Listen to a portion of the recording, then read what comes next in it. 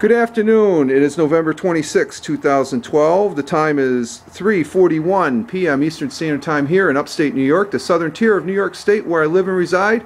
And these are my Harbor Freight 45-watt solar panels, which I have them disconnected. I tweeted over on my tweet line at Fireman Rich the setup that I use on these panels. I had them out for about 7 hours.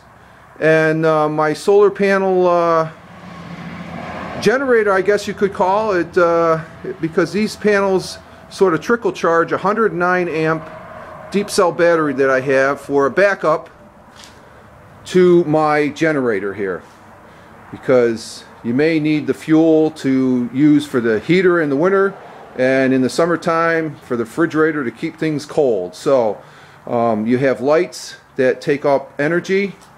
Why not have a backup to where you're using solar panels to charge up a 109 amp battery? And I've done a vlomo on this before. It was on Day 19. I'll put a link to that particular video in the comments section of this particular vlomo Day 26 video for vlomo 2012.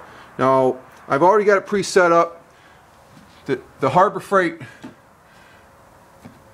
charge controller here is off of the battery, and you have various inverters. This is a 300-watt inverter, but because it's plugged into the Harbor Freight charge controller, which is only rated at 4 amps, I got to be very careful.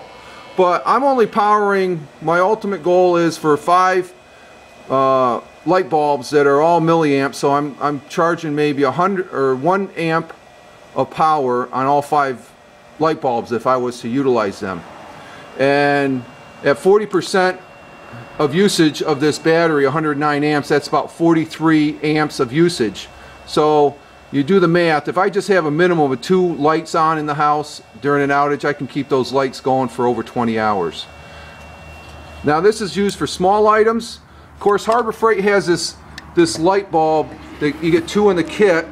If you plug it in,